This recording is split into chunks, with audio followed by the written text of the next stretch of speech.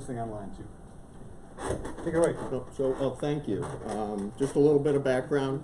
Kim McElligott. I'm actually over in the System Engineering and Operations Research Department of the Engineering College, and doing that part-time and full-time with Johns Hopkins Applied Physics Lab.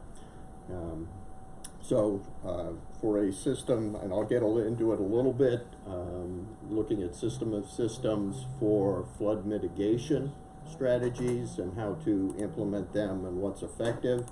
And so as part of that, of my PhD process, I need to do 3 reviewed papers, conferences apply. So this has been accepted at the Winter Simulation Conference as the second of 3 in my dissertation.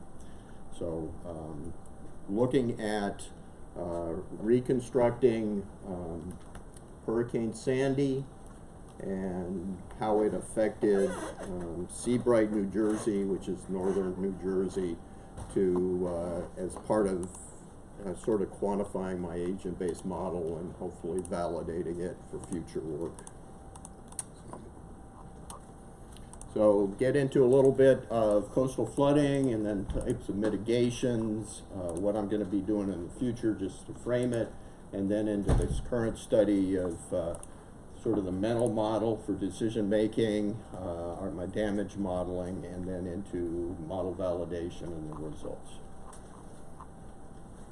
So coastal flooding in terms of economics is the largest natural disaster in the world. Hurricane Katrina and also Harvey in 17, over $100 billion of damage. And so not necessarily the most casualties, but certainly the most damage. So it's an area where if we can cut back on the damage, it would be important. Give a sense, Kim, how much of that is insured? It's covered by insurance, half or 10% or 90%? Some of the research on insurance, it's down in the 25 to 50% insured. On the homeowner side, I haven't been looking at the commercial side, and that's a different type of insurance there. And because we know, I mean, I remember from the old days that Andrew wiped out a bunch of either insurance companies or reinsurers, I forget which one. So if you adjusted Andrew for inflation, would Andrew be smaller than those other events? Well, Andrew is smaller. Let me see if I've got the data on Andrew. I don't have it with me, but Andrew was smaller. This is based on, constant dollars, so when inflated over time, so 2016-ish dollars for the data.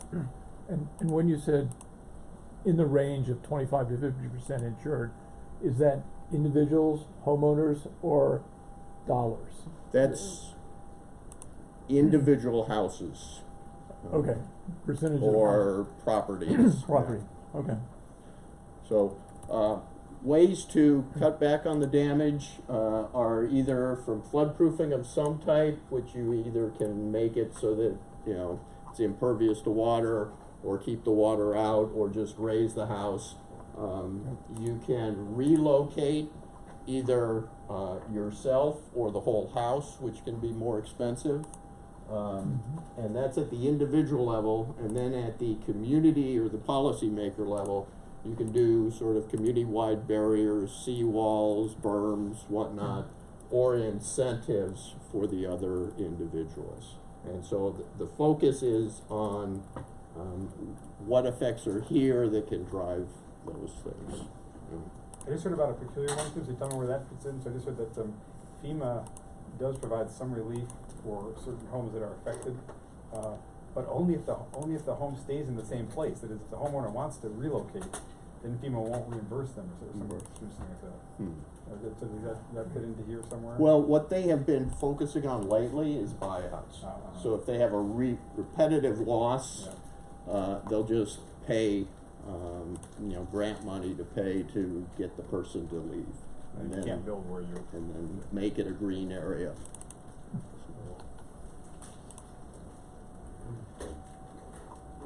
So, for my dissertation, part of the definition problem is that they look at these mitigations on a one-by-one basis as opposed to a general, how do all of them work together.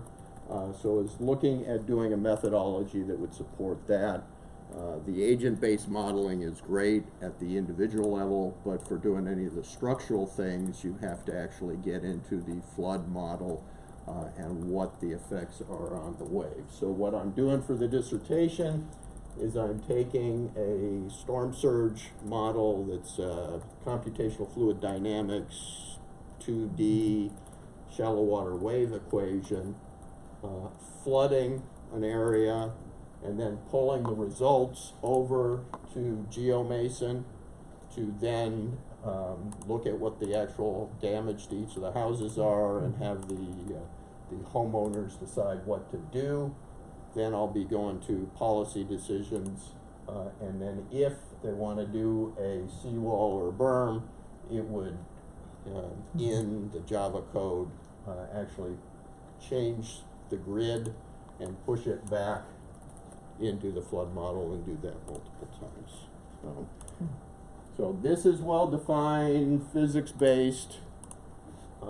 The policy making and decision making is more soft, so that's an area I'm looking to do in the effort here. And we do a plot by plot or plat by plat data for the value of each home.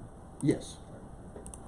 How, just out of curiosity, using tax data to for Okay, valuation? and what I was using for the plots was the tax data, the property tax data for the area,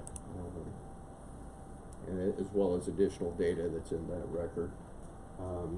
What I am looking to do for the dissertation is actually doing Myrtle Beach, South Carolina, but for a small scale, elected to do Sandy and Seabright. Okay. In the modeling end, we'll end up doing sort of two major storms.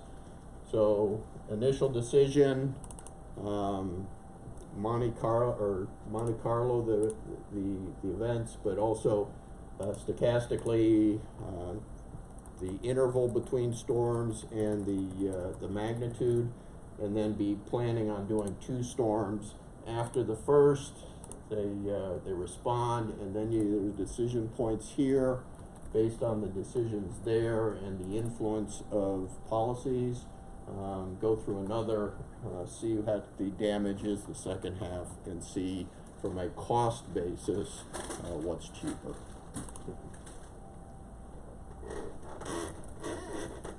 So switching to specifics of Seabright, the purpose was to validate my agent-based thinking.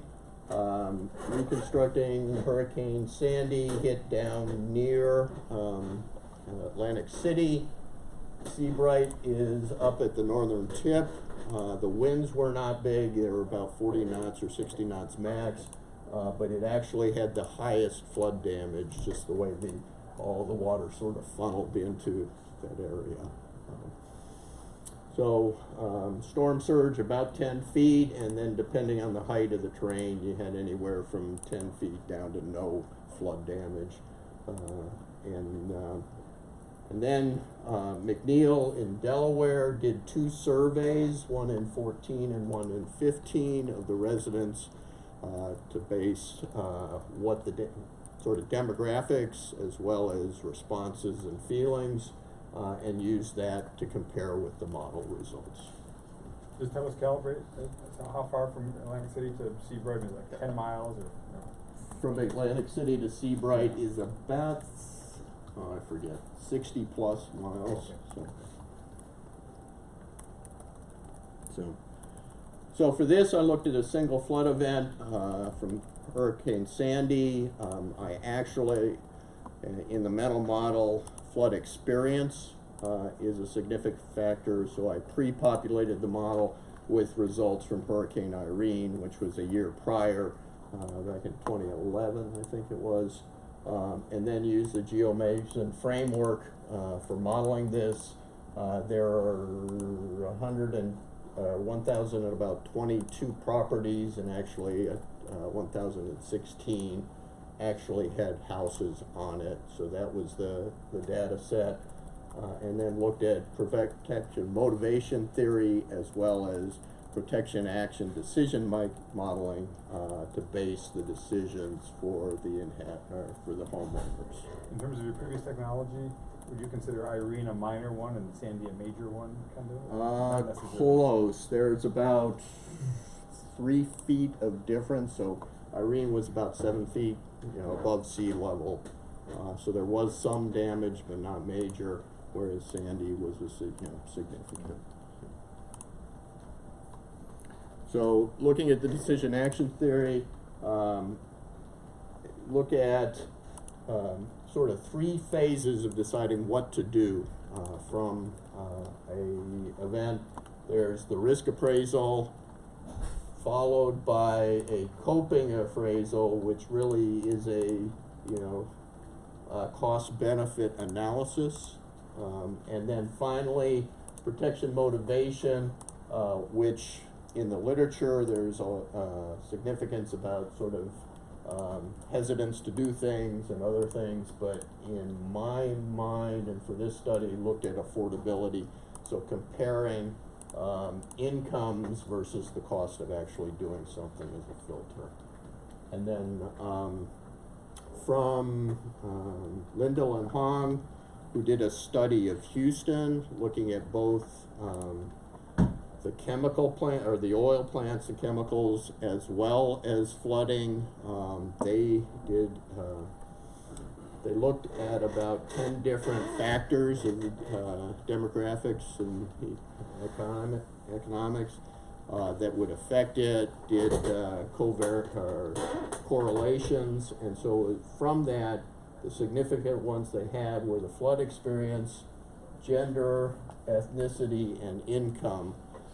And so to determine flood risk or flood appraisal, and so I used that and weighted to their levels for outcomes. And those were regression models? Those were regression models. Yeah.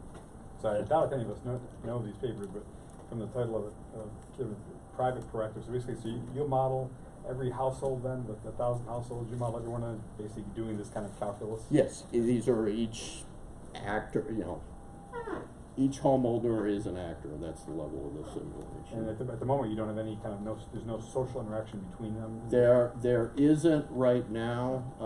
When I embed sort of the community thing, it will be based on, in still having risk, or risk aversion across the community, and then a majority that would actually decide to look at putting in a structural response. And there are some other things that might apply, but right now do not have an interaction. In McNeil's, one of the questions was, do your neighbors' actions influence you? And it was down at about the 5 to 10% level, so it was not a significant driver of what they did. Did they look at family or anything, any other? They did not look at, or at least that was not a question specifically. So was the economic equation based solely on the individual's house? In other words, people have jobs and things like that might be disruptive as well. You didn't model any of that, right? It's just, what are the economics of my house? Right. It was based on income, but income was assumed. I didn't look at what's happening on the commercial side or anybody's, or the infrastructure, electricity, sewage, that sort of thing. This is strictly housing. And did the county tax data probably did not have data about mortgages in it, did it? Did it ever? It did. Oh, it did, okay. Yes. Good. So looking at what I used for the structural damage, FEMA, if you have damage to your house, you have to have FEMA come out and survey it to assess the damage so that you can get relocation money and also grant money. Also the McNeil survey of the residents. The property owner demographics came from the property tax records for Monmouth County, also some in the survey, and then from the Census Bureau, they do a 5-year average American Community Survey at the tract level, so he's using that data as well. And then the responses were based on the surveys.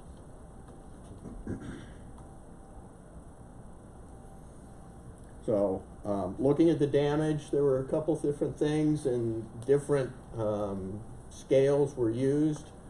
So FEMA had whether it was affected or to destroyed, and that was just sort of based on the height of the flooding. And then in the surveys, they had no damage, not very, somewhat, and very extensive damage, which were sort of vague, as well as what repairs were required. So no repairs repaired, whether they elevated the house or whether it was destroyed, basically. And so from that, tried to convert the data to come up with sort of a target to work against the agent-based model and tune to those results. The assumption on the rebuild, that means the homeowner rebuilt the house themselves, somebody didn't come in and buy it out and rebuild it? Correct. At least that's what I'd assume. Okay. It was what action did they do. Right. And there were some, you know, the abandoned, they basically left. So from the damage level, would go into the logic of if there was no damage, they would maintain it. If there was, they'd do a risk assessment. If it was not risky, they'd just repair it back to the previous level. Cost-benefit analysis, whichever was better, either just repair or actually elevate it. And then you'd do an affordability, which would come to, you'd either, you know, follow down to elevate it, just repair, or actually you couldn't afford to do either and you depart. And then the same sort of thing on the, if it was destroyed, but you also had, do you relocate to someplace else within the community? What can you elucidate the difference between a risk assessment there and the cost-benefit assessment? Yes. So, going back to here, the risk appraisal is sort of a typical risk of consequence and likeliness. So, is it likely that this will happen again? As well as if it does, is that going to be bad or not for me? And then if there was a high risk in the homeowner's mind, then they would go and look at, okay, based on this, what's the best path forward from a cost-benefit analysis? So, what are my options to mitigate this, and how much do they cost? So the risk appraisal is really assessing, it's not assessing whether or not you repair, it's whether you repair it as it was, or you repair it to... Well, the risk appraisal just says, is the individual worried? Okay. And if he's worried, then he looks at, okay, what are my options, and what's the most cost effective for that? But either way, in your decision tree, you are spending some money to do repairs. Yes. Unless you don't, when you get to the affordability, if I can't even afford to do those repairs, then I gotta leave. So there's a cost-benefit analysis in either tree? Yes, well, so this is a cost-benefit analysis level. and then this is an affordability analysis level. And then it's just a question of, okay, was it damaged or destroyed? That then, all right, do I have to rebuild everything, or do I just have to, replace a couple of pieces of drywall? Are you gonna tell us more about how they do the risk assessment, Kim? I mean, it's just strikes me that, I know it's a little bit about what goes on in the Society for Risk Assessment. I can tell you what I've done Okay. for it. I Okay. was basically taking that model and applying it to this situation. I guess I was, that model, I'm just saying, so it turns out, in that risk assessment literature, there is these days what's called behavioral risk assessment, which is basically people make all kinds of heterogeneous assessments that are, some of them can be quite at variance with reality, right? Other people can be quite rational, I guess it's a spectrum, True, right? and this assumes sort of a rational actor, but there are, to actually make the improvement worthwhile, you have to expect to have multiple recurring events, which may not be logical, because these are rare events. In your, damage path, you have a depart, but you don't have, there's no relocate. So if they decide that it's not worth it, or they can't afford to do the repair or improvement, they just leave the area? Is that Yes, my understanding? that's because this is cheaper than buying a whole new house. Okay. So the relocate really doesn't make sense. You end up departing to a much cheaper area, or you become a renter.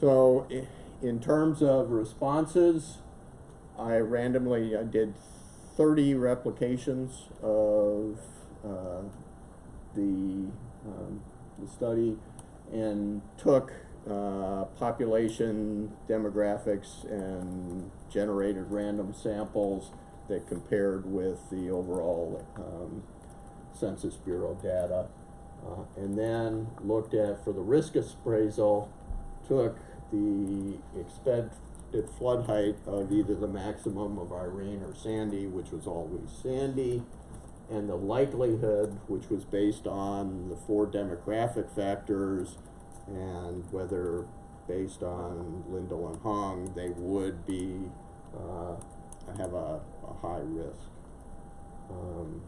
And then for the coping, it was strictly a cost benefit of future floods for, and then part of it based on the structures, if they were joined houses, either duplexes or townhouses, I precluded them from elevating just because structurally they couldn't without everybody deciding. And that's one place where it may be worth looking at interactions between the agents to see if you get all 4 in the tract or whatever to decide to elevate or not. And then looked at the affordability. From there, tried to calibrate the model against the data to try and get to 18.6% of the houses being elevated, and the risk threshold, which was skewed a little bit, was from a -0.3 to 1.3, and it was actually a very low threshold and needed at least 2 storms to get to the level where they would actually elevate at the historic or the truth data level. So, and then took that as well as some other inputs for the follow-on analysis. So ran it again 30 times, looking at what the simulation results were for the different levels of damage and the target values, and for the elevations there was no difference. One thing that did come out of this though was that of the single family houses and townhouses, none of the townhouses, which are very townhouse heavy area, could be elevated, and that only 36% were the single family, and most of those were actually elevated, which bears out with a very low risk level to actually go ahead and. Is that because you were requiring 18.6% of all houses to be elevated? Okay, so that was the sort of the survey and the FEMA damage set, or I guess the survey primarily said 18.6% were elevated as a result of Sandy, and so I was trying to get the, you know, so calibrated the model to give me that, and in doing that, then the results were that, you know, 75% plus of the single-family homes were elevated. The rest were low levels of damage, or the one or two outliers where statistically they decided not to elevate. So these are aggregate results, Kim, but the model also produces basically the spatial distribution of which, right? Yes. And so this, it's on its side. North is pointing to the right, and the sea is down below. This is out of GeoMason, so it's a question of, you know, the flood elevation, red being higher elevations, the damage, which in general was the same, although there are some, you know, second story condos or elevated houses that didn't have as much damage, and then the individual owner's risk level from that, as well as this is just the lot flooding. So there is, and I looked at it compared to, and I don't, I've got it on this summary, I think. So compared the ABM results of what was undamaged through destroyed to the FEMA, and this is showing higher damage levels just because the surveys were higher, but in general it tracks. So, in summary, the agent-based model that was put together was similar to the results from the survey and the FEMA damage, as well, and tracks well on the percentage of elevation. So going forward, I believe this model will work for Myrtle Beach for use over time. Because a low level of risk was required to elevate, in general they did if they could after the Sandy, you can probably simplify your demographic data and just use, you know, economics, in fact, for this. And then the other is obviously a high level unmitigated houses based on being townhouses. So if you're going to affect the community over time, it's going to have to be front end loaded before construction, or it's going to have to be a community effort to mitigate. Models posted on ComSys, as well as I've got the paper for Winter Simulation Conference, and a, object-oriented description, ODD document, which is posted there as well. The model itself, an agent-based, got houses, lots, the time, flood events, flood gauges, damage lookup, owner actions, and then the portrayals and the overall model there.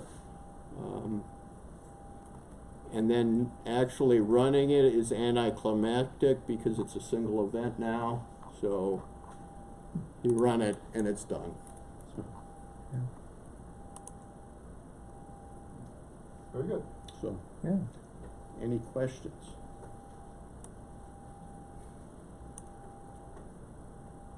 There are various ways you can do spatial statistics on Yeah. strikes me, Kevin, you could basically compare, your spatial result to the. other And then you ones. may then you could adjust the parameters, based on that, I suppose, right? Right.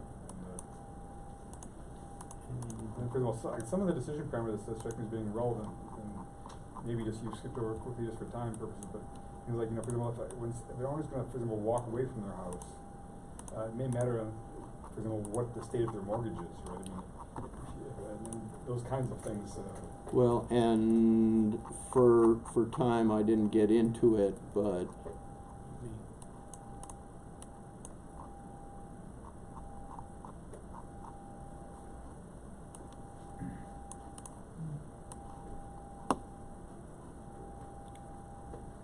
let's see, on the affordability side, and that's, probably need this one first. So this was for the cost-benefit analysis, and you have the value of each of the options. You have location premium, so, seafront was slightly higher than the rest of the population.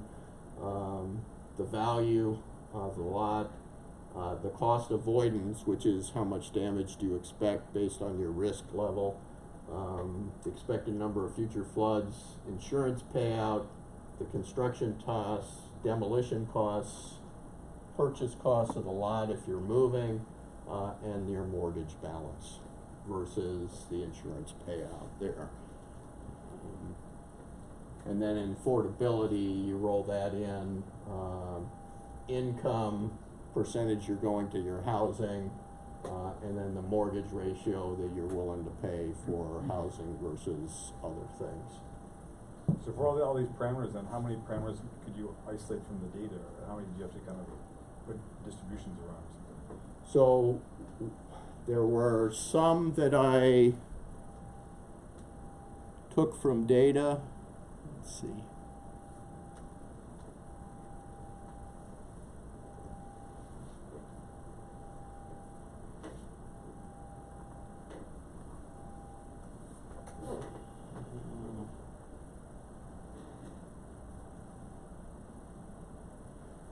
So percentage of mortgage status was taken from the Census Bureau, as well as the percentage of incomes, and then estimated how much more you would pay after the storm there, and then the demographics, and then the model would spit out just I think I just took these as a uniform distribution.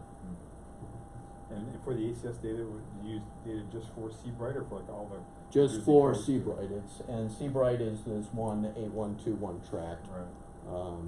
Some of the data, if you go elsewhere, some tracks or block data doesn't, some of the economics don't apply at the lowest level, so you'd have to sort of estimate.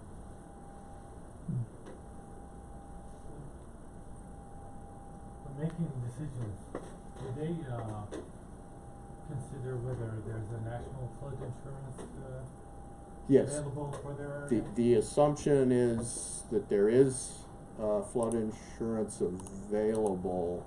That is through the federal government. Yeah, and I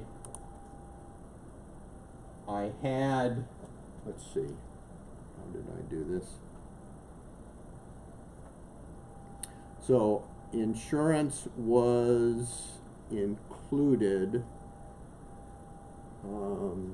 There's federally subsidized insurance, and then there is the non-subsidized. right, insurance. and in general, the federal subsidies the way everybody goes if they're gonna get it.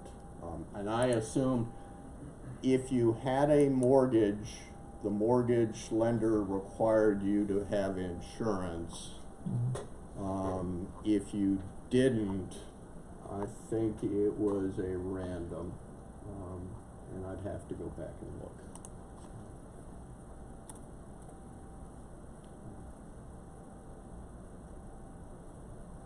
So how many parameters then would you say, Kim, how many parameters did are in essence free parameters. How many parameters can you monkey around with?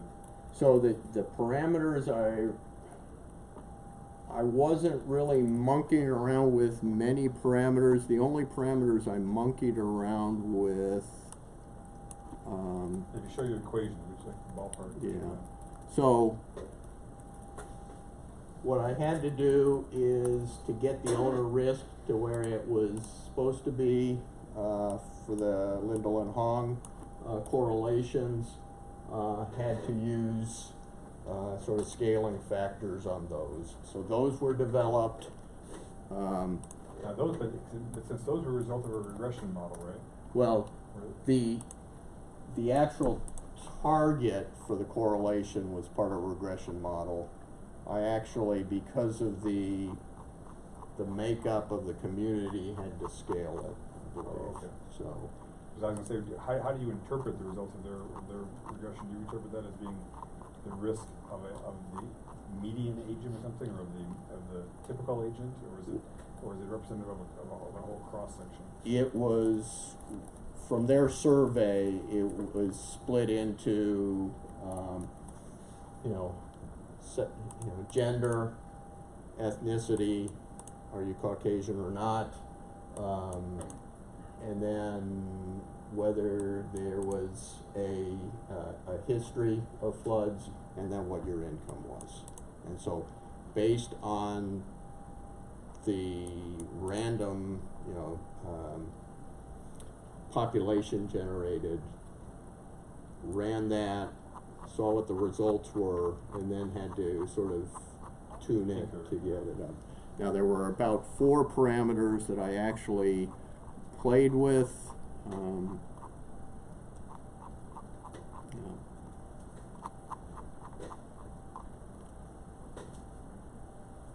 So in calibrating the damage, and I didn't get into this much, was FEMA has a damage DDF, damage display function, which equates height of flood to percent of damage. And to get the level of damage that was coming out of the surveys, and taking what the actual elevation, the height was, which were taken from Google Street Maps views and approximations, I had to adjust a damage bias. So it was I had to, I think, increase the damage level, and then for flood proofing, there was actually, it appeared to be more flood proof than it really was. Part of that was because I was just looking at elevation. There's also, if there were contents that were in the household, that would be included, or if for some reason, the garage actually had some damage, or from floating debris or something, that was not included in the model. So I had to actually scale down those. So those were those 2 parameters on the damage side, and then on the homeowner response side, it was the risk threshold that would determine whether you would move on to the cost-benefit analysis, and what your expected number of future floods were to drive that equation. So I calibrated those 4, and then from those looked at the results for overall. Can you go to the slide that has the results? It's the Sure. table. Yes. What I noticed is your standard deviation on the simulation was quite, I would call low. Low. Which told me there wasn't a lot of stochasticity in your experiments. Because you've defined things, you've got numbers, and so you just run it multiple times and it stays right where you've got it tuned. There's only a little bit. The population, you implied population was randomized? The population for the individual houses Right. were randomly selected Yeah. based on Fact. based information. on the census data, the property tax, and some of them were known, some were not known. Yeah. So, the houses themselves did not vary; those were fixed. Yeah. Yeah. So had fixed damage levels to them. Yeah. So how many storms did you use in your training? Was it just Sandy? So it's just Sandy. Just Sandy. Yeah, they're in looking at this, because they're rare events, there's not a lot of analysis done other than the major storms. So there's some history from Andrew, some from Katrina, and some from Sandy. Sandy, being the most recent, had the best data available to use. Mhm. And it also, sort of the population of Seabright is sort of upper class, generally Caucasian, older, and sort of applies to Myrtle Beach there as well. Did you check, how many of these were second homes? Whether that factored in? I did not. I that's Given the not in population, the that's data, interesting. yeah.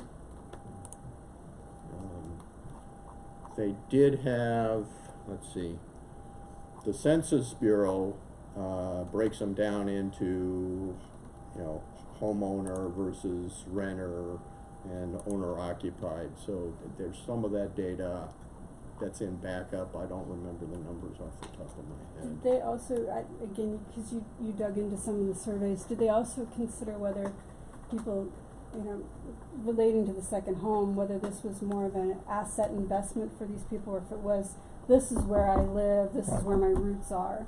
Right. Because that factors into relocation It decisions. does, yeah. And in fact, some of the ones, going through the records, some of the names would pop up a couple of times, and then in some of the, going through, newspaper records and other things, they ended up being, city councilmen, that sort of thing as well. So I think it's a fairly tight community. Now, one thing that they did have that doesn't get captured here was on the beach side. There's a road running down sort of the middle of the peninsula. The beach is on the east side, and there were a whole bunch of sort of beach clubs there that had, you'd rent sort of a condo, but it would only be for the day, daytime only, not overnight, for the New York City residents to come over. Those got completely wiped out. Rebuilt and I don't think they've been rebuilt. There was one major one that's still there, but whole swaths of the beach were gone. I wonder if there's like a small profit margin on that, and it'd be hard to put the money into rebuilding. Speculation on my part, but then to apply all this then to Myrtle Beach, that's an order of magnitude more housing units there, Kim, is that? Yes. So now it's into, okay, how much of Myrtle Beach do you do? The town itself is slightly small, but then there are other North Myrtle Beach and others that could be applied to it. That also might be a bigger demographic and economic spread. Yes. So, Yeah. And I've looked a little bit there, was looking at using that potentially, or applying the demographics to Sandy and other things, but haven't gotten there. And is part of the goal of the engineering aspect of this, is it to say then kind of what policies work best, or what kind of mitigation options work best? So, and I may need to go to a different brief, 1 second.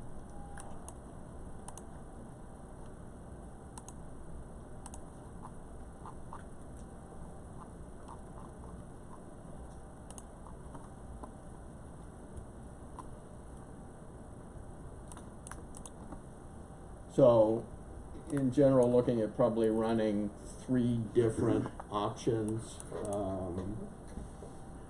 just what the current trend is, look at property mitigations, look at community mitigations, and then look at both together. So one thing that happens in low-income neighborhoods is that, given that the location isn't totally destroyed, people live there even with the damage. Damage, yes. Is that something that you're going to be factoring into your model? The assumption here was assumption was they either repaired it or they left. Mm-hmm. So it would be, you may want to consider that, Right. especially when we look at the Bahamas as an example. You see how many people lived in the mud flats, and they need to bring back workers to rebuild, and these people are going to find ways to do it, even if Yes. it's illegal to live in those spaces, Right. for example. So, you know, what would the U.S. version of that look like? How do people, in what circumstances do they stay in these places that aren't up to code or are molding and all those kinds of things, and how many of them are there? That might be important data to look for, because we have that. It's a question of getting the data for that. But there may be some people who have some ideas of how to approximate, Okay. and that would be useful. Now, on the community activity things, your goal can be basically just to model it as if it happens. So you say, if in fact the community decides to do something, and what the effects would be or what the costs would be, you're not going to model so much how a group of people might collectively decide to do that. Well,